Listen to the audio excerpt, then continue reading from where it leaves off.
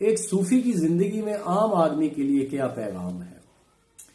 آپ یقین جانیں، اگر آپ اسے جاننے کی اور سمجھنے کی کوشش کریں تو آپ کسی بھی صوفی کی زندگی سے فیض حاصل کر سکتے ہیں۔ الحمدللہ رب العالمین الرحمن الرحیم، اللہم صلی علی محمد وعلی آل محمد۔ تصوف کے جوہری پہلو کے سلسلے میں آج کا واقعہ، اس ضمن میں پہلے میں آپ کو اپنے بڑے بابا جی حضرت سلطان الحقیقت رحمۃ اللہ کا ایک قول بیان کروں گا۔ آپ فرماتے ہیں کہ اگر مسلمان جلوت اور خلوت میں اپنی مرکزیت قائم نہ کر سکے تو اللہ بھی اس کی مدد نہیں کرتا۔ اب مرکزیت کیا ہے، اس ضمن میں آپ کو ایک واقعہ سناؤں گا، اس کے بعد میں آپ سے یہ شیئر کروں گا۔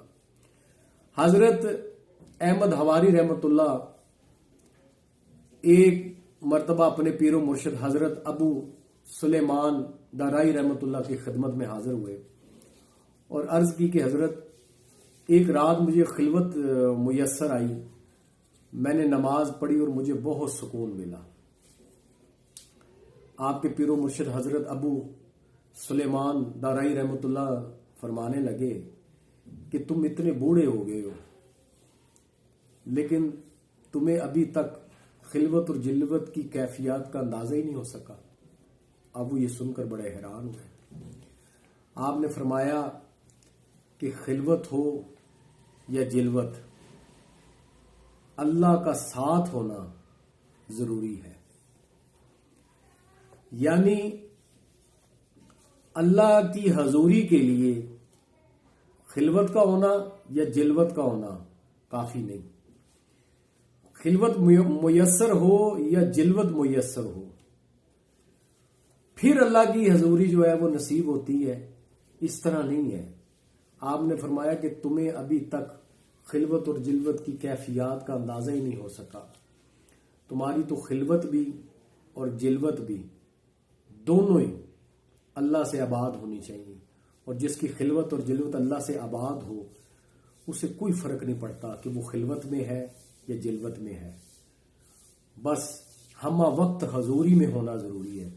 اور اللہ کی حضوری کے لیے اپنی مرکزیت، جو میں نے آپ کو پہلے بتایا حضرت سلطان الحقیقت کا قول، مرکزیت کیا ہے؟ یعنی اللہ کے ساتھ ہمہ وقت حضوری میں رہنا، یعنی اللہ کے ساتھ حضوری میں رہنے کے لیے نہ کسی خلوت کی ضرورت ہے نہ جلوت کی۔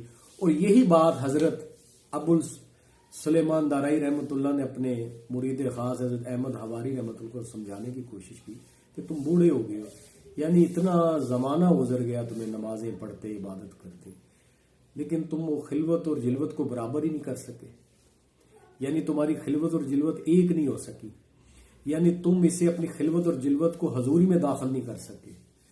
حضوری ہے اس مرکزیت کا نام جو میرے بڑے بابا جی حضرت سلطان الحقیقت نے فرمایا کہ ایک مسلمان خلوت میں اور جلوت میں اپنی مرکزیت قائم نہ کر سکے، یعنی اللہ کے ساتھ اپنی حضوری نہ قائم کر سکے، تو پھر اللہ تعالیٰ اس کا ساتھ نہیں دیتا، یعنی اللہ پھر اس کے ساتھ نہیں ہوتا۔ اگر اللہ کے ساتھ اپنی مرکزیت قائم کرنی ہے تو اس کے لیے پھر خلوت اور جلوت کی ضرورت نہیں ہے۔ تو یہ اس واقعے کا جوہری پہلو ہے۔ تو کسی بھی صوفی کی زندگی سے ایک عمل جوہر کی صورت میں اگر آپ اپنی زندگی میں داخل کر لیں تو آپ یقین جانیں کہ آپ اس صوفی سے فیض یاب حاصل ہو سکتے ہیں۔